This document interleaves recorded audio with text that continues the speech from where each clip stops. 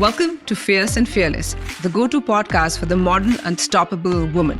We are your hosts, and I'm Sonali Singh, a fitness enthusiast, a fierce entrepreneur, and the founder of Feed Smart. And I'm Zoe Modgill, your guide to all things fitness, nutrition, and beyond, encouraging strength in every aspect of life. Together, we're here to explore the world and the spectrum of womanhood, motherhood, careers, fitness, nutrition, and even mental health. We're here not just to share insights, but to debunk myths and offer tangible tips that empower you to lead a life that's both dynamic and balanced.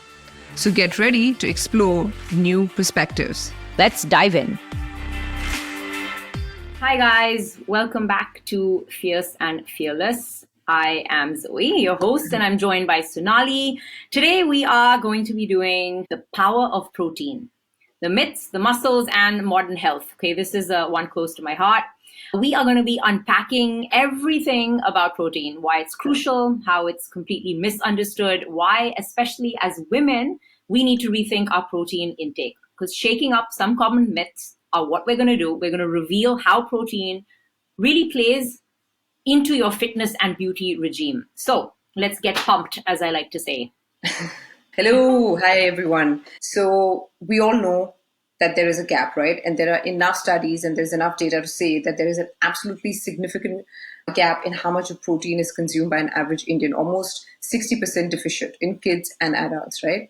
And this is maybe largely to the fact that Indians are vegetarian, so less protein is consumed because we're a carb-heavy diet. And ICMR released its report earlier this year where they've spoken a lot about the importance of protein. Here are some basic benchmarks, right? A child that is 1 year old should be having 36 grams of protein. That's almost 8 to 9 eggs a day. I can guarantee that only 10% of children in this country are actually having that. That is my kid's having 2. No, it's great. Shiva struggles with egg, but I make it up with milk or whatever. But 36 grams of protein for a 1 year old plus is a lot. And contrary to what we think, pregnant women, right, before they conceive, if they're an average of 55 to 60 kgs, should be consuming 72 grams of protein upon conceiving. Again, that is almost 15 grams more than what an average woman, a sedentary female, should be at, which is about 50 to 60. And Indians, based on research, are actually consuming 48 grams or less currently. So you can see what the gap is. That's just to understand what protein malnutrition is, why it is a concern, what's happening in the country with our children, with women who are going to get pregnant, and just us as normal humans, mothers who need to get protein in us. So why don't we start with just unpacking as to what is protein? Let's go down to the basics. I'm super relentless about this topic, just within my own family and even with preparing meals for my kids. I've made my staff understand how to create a meal that will always have a lean protein. So amazing. What is protein? Basically, it is what I try to tell everybody is I look at it as the building block to your body, right? So if you're sick, if you're reproducing, if you're lactating, if you are doing anything that involves some kind of extra work from the body, exercising included, you need a lot of protein to rebuild and repair the body. Everything from your muscle to your glowing skin is made from protein, okay? Yeah. Proteins, like this is a little bit of a extract where people can just see this properly, is proteins are made from amino acids. They are like a unique puzzle piece that come together to support every function in our body. There are 20 different amino acids, and the way they combine together determines how they will help us. Whether you're digesting food, you're fighting off infection, which I think is such a big one, or you're just keeping your own organs running smoothly, you need protein. And that is why your body can make a lot of body amino acids in your body itself. There are, in fact, 9 essential ones that you need to get from your diet, okay? And that's why you need to include a big variety of protein in your meals. And they are not just for building muscle, but it is for overall health that people forget to understand, right? Yeah. It's also not about just protein, but it's also about the quality of the protein and the content and where you're getting your protein from. So especially when people are vegetarian, like in India, you really need to work that much harder to get adequate amount of protein into your body. Most people will enjoy a meal and they think that it's fueling their body. They really need to make sure that it is fueling good wellness for the body, right? Protein is not just a nutrient, which I think people think it is only, but it is about healthy life, right?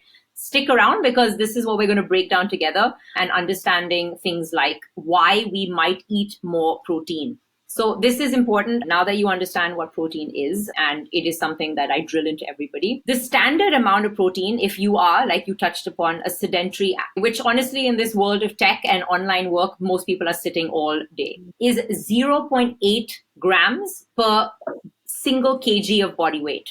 Okay. So for each, you need to then multiply and then see according to what your body weight is, do the math. But if you are physically active, okay, that can be either in your job or when you work out. Okay. If you're injured or sick, if you are not absorbing protein normally, and this would be a medical situation, if you are pregnant or breastfeeding, as we touched upon, if you are young and growing, you touched upon kids, and if you are older, which is the most important, and you are losing muscle mass, which I'm entering my 40s and shit is going to start hitting the fan, but I'm happy that I've spent my 30s building muscle from eating adequate amount of protein. Above all, medically, apart from these things, which determines where you are as a person in your lifestyle and what you do and why you need that protein, high protein diets will also lower your blood pressure, improve your glucose regulation, improve blood cholesterol, improve other indicators of cardiometabolic health. It's like a win all round.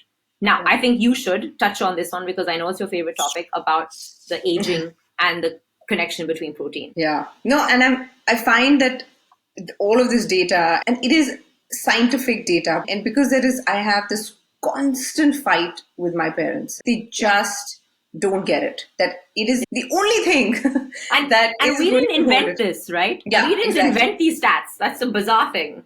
Yeah, and touch wood, my parents are in good health. They're both 75 plus, their vital organs working, everything. But apart from keeping your mind busy, which I think they've done a great job with, just to be able to, your mind to have that right body, you need protein is the only thing that holds it together. Muscle, to be more specific, right, is the only thing that holds it together. Tomorrow, when we are going to be grandparents, and I'm a woman who's had my first child at 35, I won't be able to take my granddaughter or grandson to the loo and be able to lift and do everything else that I've done as a mother, right? Yeah. So it is so important that elderly people, and it's also there in the ICMR stats that you saw, and it is now recommended that almost for elderly people above 60, 65, it should be 2 grams per kg.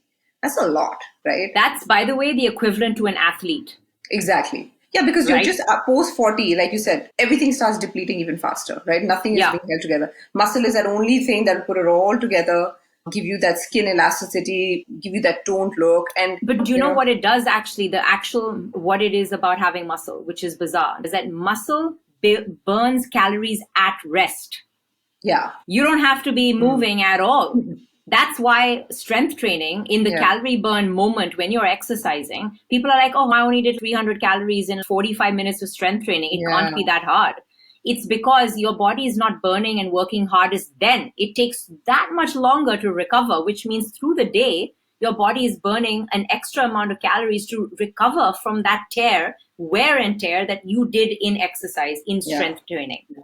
That's what they say, right? 1 hour of workout, right? 1.5 hours. But the rest of it is neat, right? The non-exercise. Yeah, it's staying active, but particularly lifting weights. Exactly. Torturing your body with that weight in that workout is like, when I ask people, I was like, what do you think happens to your body when you work out? It puts your body in, see, you're used to, and especially with the lifestyle now, we're used to very non-linear, non-movement lifestyles. So you get into an uncomfortable position. The only way you can grow as a human is if you embrace being uncomfortable. So whether it's your mind doing something that you've never done before, right? Or it is your body lifting and moving it with weights or in different motions that you're really not comfortable doing. And that's what I feel is basically working out, lifting weights, body weight, whatever it is that you do. Correct. To exactly add to that is that it literally, in a very literal layperson sense, for someone to understand, your body is actually tearing.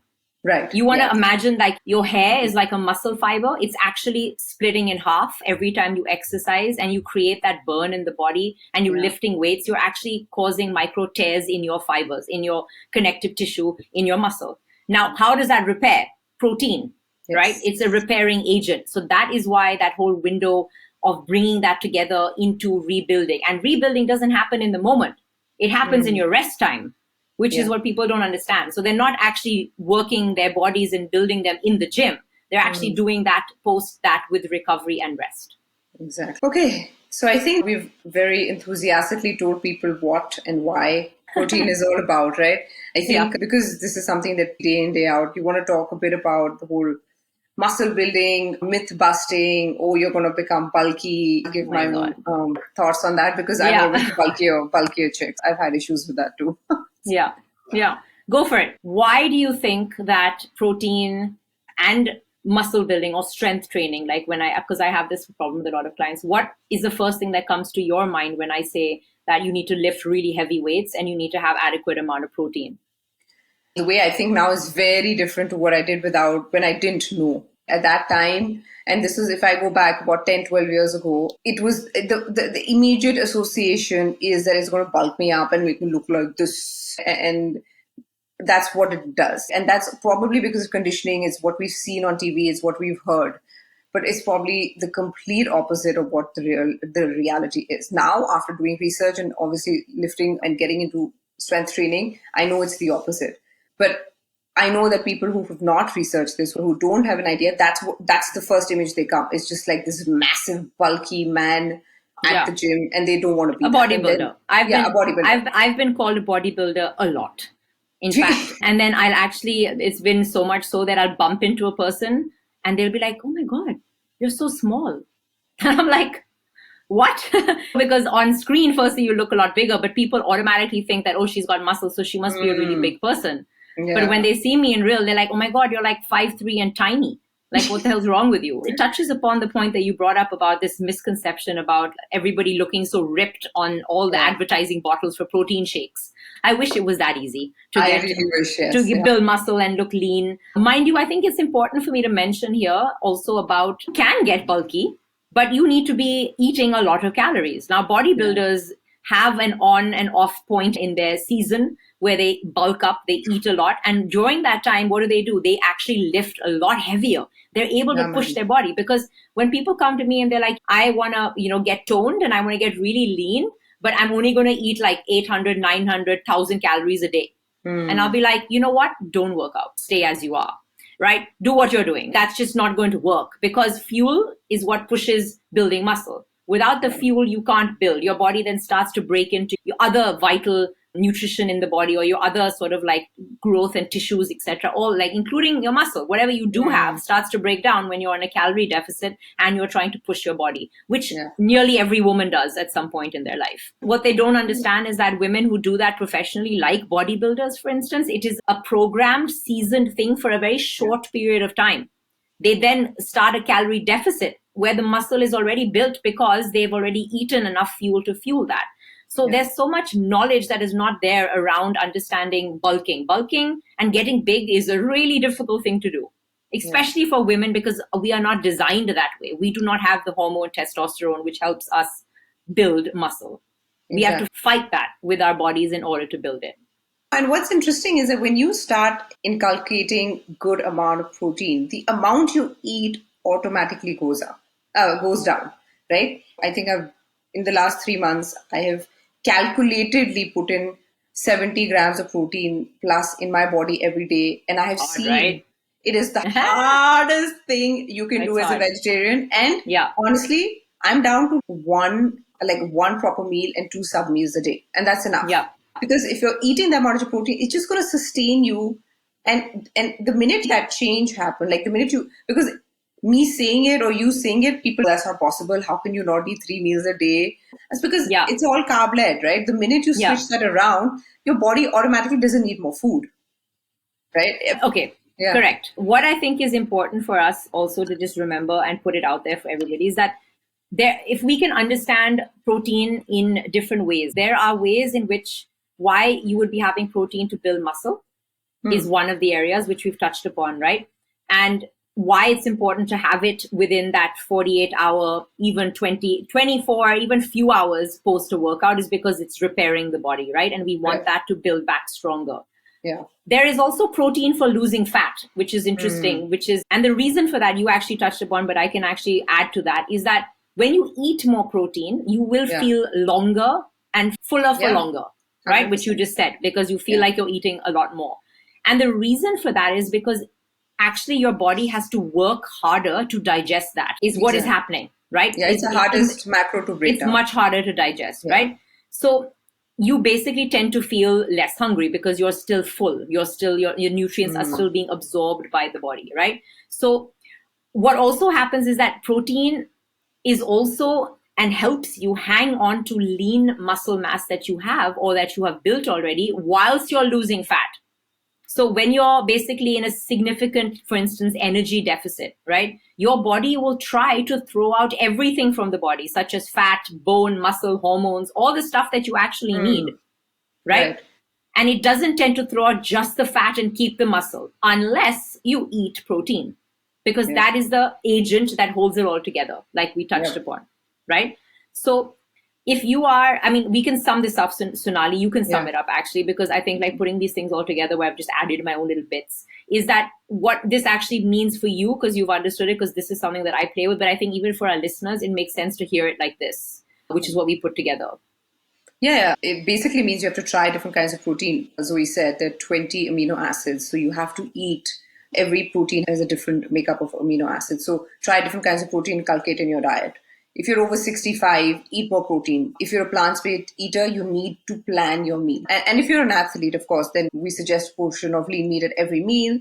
I just say something? Mums, all mums are athletes. No, dude, I'm telling you, they are. I can easily say that most men are not athletes. Yeah, but mums are all athletes. They're moving. They just are moving too much. Yeah. You don't even realize it. They have to be as hands-on as you, okay? Even I'm not as hands-on. No, in our own ways, we are. Even if it's mental, trust me. Even if it's mental, it's not just physical. So you're right. So eating protein around workouts may improve your body's response to exercise. If you can tolerate whey protein, that's one of the best options, or just stick to real food. I prefer plant-based, vegan, pea protein, but go with what works best. You know what is interesting again about whey protein, which I think people can go across with everything, is that you suddenly meet so many people who will be like, you know what, I'm vegan. And I'll be like, why? Fine. There's one aspect to do it for the environment. Yeah. Okay. Or ethically. Yeah. But the other aspect is like, it is not naturally healthier. It is not proven completely that is healthier. And it also is a lot to do with the fact that whether your body can handle it or not. Yeah. And people don't actually go through that testing process. They just happily eliminate 100%. A whole load of dairy. And the biggest problem is that you are lacking massive amount of calcium, which people don't realize, which is when you eliminate and you're like, I'm now a vegan, or I'm now a vegetarian, or now I'm a this, or I'm now a that, or whatever it is. You have to, in return, supplement that with the right adequate nutrition. And that can be via supplementation, which can be via tablet form, or having more protein, or whatever it is to make the right meat, the ends meet. But just cutting out things and being like, oh, whey protein and having plant-based is a better option, it might not necessarily be, because whey protein has been the most studied thing in the world. Plant-based is very new, a very new protein shake base. And this is like a little bit of a topic that we have to touch upon here about protein shakes, which is important because it's yes, no, oh my God, can't do process. And I'm like, do you drink alcohol? Is what I ask my clients. And they'll be like, yes. I'm like, really? So the protein shake is the one that goes out the window, but I can still have my drink 2-3 times a week. Makes no sense to me. Oh my God, right? That is the best analogy ever. And I'm so going to use that. It's just the stupidest thing. I'm like, why? And then I'll be like, okay, do you eat magic masala lays? They'll be like, yes. I'm like, yes. Okay. Do you have kurkure, which is proven to have plastic in it? Like, I've heard all sorts of stories. And they'll be like, yeah, sometimes. And I'm like, okay, so what protein shake, even having the plant-based one, is still going to not harm you the way people like to think it is. I literally had this conversation today, and I really think that what has happened with protein shakes in particular is that it is associated with going to the gym, which we understand. Yeah. But it is also associated in many respects, and you can correct me if you're wrong, but in every old person in my family, like I'm talking grandparent, is all put on this Ensure drink. Have you ever seen this Ensure drink? Yeah, it exists in the market and it's like a protein shake. Okay. Right. It has all the relevant things, and everyone over a certain age, because they don't get adequate amount of protein, is given this drink. Right. My 96-year-old grandmother fell down 2 weeks ago and broke her hip. Okay. We were like, what are we going to do? Anyway, she's not having protein because she's a Swamini. She lives in the Chinmay mission. She anyway just eats fruit, which drives me insane, and a small amount of food all day. And I was like, how is she going to pull through this? Like in some cases, I think we are blessed with strong bones. But what we forget is that protein and muscle building will give our bones thicker, bigger, stronger bone density, which is one of the most important things. Trying to associate this protein shake with health. What happens is when people are like, oh, now you need to go, for instance, women or men or whatever who are trying to become parents. Okay, this is like an area that I deal with quite a lot. They'll be like, the doctors will be like, no protein shakes. Okay, cut that out. But they cut out the one thing that is associated with health and building muscle and building using the right protein. But they won't be like, what? You can't eat like this and this. You can't eat from Haldirams all day. You can't eat like stuff from this all day. Like, I don't know. They don't bring in those things, but they will immediately attack the one thing that has smaller amounts of studies on a smaller amount of population, such as people who drink protein shakes, and be like, this is wrong. But in fact, it is actually adding to your health via good sources. There are so many good protein shake companies out there. Plant-based also, more natural. There are many ways. It is not something that you eliminate, whether you're pregnant, whether you're old, whether you're young, whether you're whatever. It is a very convenient way to get in an extra 20 grams of protein. If you can get it from food, I read somewhere which you laughed, carry a chicken breast to the gym and eat that while you're leaving, fabulous. If you have that way of organizing yourself well, and most people go to the gym post-work, it's not going to happen. So shunning and just blocking out that poor protein shake just makes no sense in terms of efficiency and making sure you get your protein. So I just wanted to put that in there. Awesome. Yes, guys. I think we must have used the word protein at least 100 times by now. People will still be filtered knowledge. They'll be like, they'll learn cut out is what they'll pick out of this whole conversation. I'm just like, what? Okay. So we've understood protein calculator, right? I think what we should go into is how do I, and how can someone have those 70 grams of protein a day? So just really quickly to recap on the protein calculator, also to highlight, I suck at math. So do your own. Okay. But basically, they say 0.8 grams of protein, right, multiplied by your body weight in kilos will give you your protein intake for the day. If you are a sedentary human being, less than one hour or 1 hour of activity a day, which is a lot of people. Okay. The moment you move, like you start to work out, you go for a walk every day, you exercise is pushing it. So you're pushing it to 1. You're pushing it to 1.2. So you actually have, depending on where you're at, if you're an athlete, like where I'm at, like I push myself to 2 hours of training a day, I should be having 1.8 grams to 2 grams of protein per kilo. I am definitely not getting that. I feel like I might become so ripped that people will stop talking to me. But I'm wishing. But what I mean to say is that I struggle with it too, right? It's like getting that adequate protein for what pressures I'm putting on my body. So the minimum is 0.8 multiplied by your body weight in kilograms will give you the protein you should be having. Anything over and above, you're looking at 1.1 times your body weight, or 1.5 or 1.8 or 2 when you're in the athlete category, or over 65, like you pointed out. I want to quickly bring in here, so there are a lot of proteins that are foods, basically, that have a combination of protein with other food groups, like lentils. They are protein, but they are also carbohydrate, right? There are other forms. When I learned this recently, a year or 2 years ago, dal is like literally 20 grams of protein, while the rest of it, 20% protein. And I did the research. There's only horse gram, which is the kurti dal, right? That is the only dal that is about 36% protein, while all the others are still more carb, right? And the rest of it is all carb. So people need to understand that, right? What is 100 grams of dal versus 100 grams of paneer, right? Or 100 grams of fish. Correct. You're going to get a lot more protein from the fish and the paneer than you would from 100 grams of dal. So just having dal rice, it does not give you your protein intake. It doesn't. It's very important to know, tell Indians that. Correct. And as a vegetarian, like for you and for many, dal is not going to be considered a lean protein. So that's out the window. Now you're left with paneer. The processed paneer that you get in the market is super high in fat and calories. If you can make homemade paneer, you're much better off, or getting organic paneer or something of a better source, right? Tofu, fabulous form Again, where you get it from. You need to source it. Organic is better. Edamame is a great option. Spinach has a good amount of protein, which in it. Broccoli has good, but also too much is gassy. So you have to see how to eat that. And you're basically left with a very small amount of options as a vegetarian, which is why it is quite hard. And having a plant-based protein in your diet will help you get 20 grams. As a non-vegetarian, it's easier. Chicken, any meat form, fish, great option. Yeah. And then the most controversial option for everybody is eggs. Eggs being vegetarian, not vegetarian. Again, that's a whole new episode. Just eat eggs, man. They're bloody honestly, the best proven full form of protein in the world is an egg. Yes. Do your research, listeners. Like, if you don't believe me, test it out, see what for yourself. But an egg has every form of protein in it that is required for the body. You don't need anything extra, and it's low in calorie. The yellow as well. I don't mean, but 2 a day is good enough, and the rest you can have as many egg whites, unlimited in any form that you want.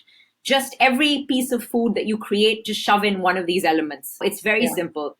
Even if you're making dal, have a side of tofu or a side of paneer. Just club it together, or an egg, whatever, egg chaat. I don't know, however you want to mix stuff up. But there are ways to do it. People should just not overthink it and just start putting it in, and you'll see the benefits very soon. Yeah.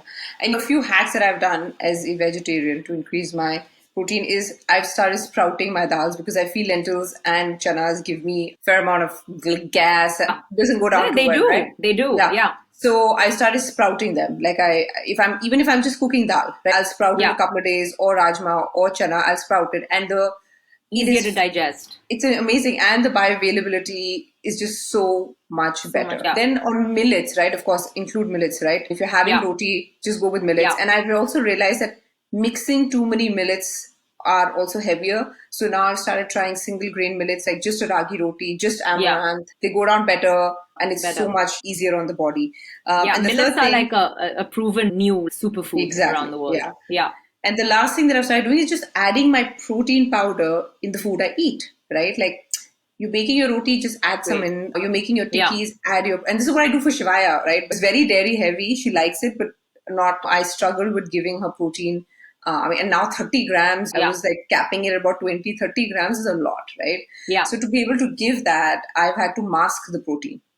Correct. Right. And then, that's great way. So long as you're doing it. I love that idea. But actually, it's interesting. And I think that I should just put this in here, and people can actually do their own research, because we don't have time to go into this in depth, is that our bodies are actually only able to digest up to 20 grams of protein at a time, which is why eating regularly and spacing out and having small meals with protein in each meal is your way to go. It's not about falling for these tricks that are written in advertising, 36 grams of protein in a protein shake. Your body actually will eliminate and not use that other grams unnecessarily. So trying to just get in 20 grams of protein, which is like a chicken breast, a piece of fish, 3 or 4 eggs will get you there, is what you're basically trying to achieve per meal, spaced out during the day. And that will give you your protein goals. And that's actually bang on, because if you drink protein, if you take protein shake, if you try to have 2 scoops in one shake versus 1 in the morning and 1 in the evening, see the difference. And I've done it. Right? I've done that. It is phenomenally different to how it works in your body. So that's definitely something I've experienced.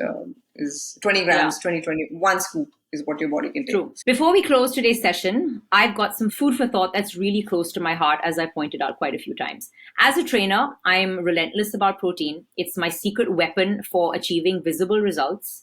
And it's why I can look the way I have, even after having 2 kids, stopping, starting, coming back and redoing it. I have to say, before I had my first kid, it was like I had 8 years to get in shape. And then after that, I just had 10 months. So I know that it can be done, and I can get back into a lean body mass situation. So the kicker is that it's not just about me, though, right? Because across the globe, I think women are actually embracing the power of protein and the strength of muscle. And you will see this everywhere now. It is just remarkable. It's actually becoming this incredible movement across the globe. It's not just me, okay? And honestly, if I was to share a small story, you see my arms, which I think were once my biggest insecurity in my life. I didn't wear sleeveless clothes till the age of 18, are now actually a symbol for me, of my hard work and my confidence. Okay. They represent my strength. They're not just physically, but mentally as well. And building muscle isn't just about aesthetics. It looks like it is, but it's actually a testament to what muscle can symbolize. And for me, that's hard work, it's health, and it's heaps of confidence, which if anyone knows me, and you probably won't believe me, I really was not that person 10 years ago, right? Muscle is not just about being strong. It's about feeling quite invincible in your own skin. It comes with a layer of confidence. It's about being ready to take on the world. And that can be whether I'm with my kids when I'm much older, or my grandkids, or just having to carry a double buggy and 2 children into cabs in and out in Japan. I feel like I could do it because I work out, right? Yeah. And I eat well. So the real deal is striving for muscle is a life fully lived. It's not just a trend. It's now an empowering movement that is being seen everywhere. It's about setting new health standards, and it's about showing up for yourself every single day. I'm not going to forget that surviving for our later years is super important. It's about thriving in them. It's not just about being there and reaching there. I want to actually be that strong person that can sprint around with my grandkids when I'm 80 doing CrossFit. Now you see some women who are like 90 doing gymnastics. Yeah. What the hell is going on? And that's why muscle really matters, right? It's why protein is just non-negotiable. It's a proving agent. Let's keep pushing, keep lifting, and transform not just our bodies, but our minds and our futures. Let's make strength the goal, not just for ourselves, but for women everywhere. Stay fierce and stay fearless, and never stop striving for that strength. Awesome. My fierce and fearless, food for thought. I think it's all of the above, right? For us, with the movement for women, the most important thing is the independence that comes with it, right? When you build muscle, you are an independent entity. You can lift your own cabin bag and put it there, right? You can carry your own shopping bags.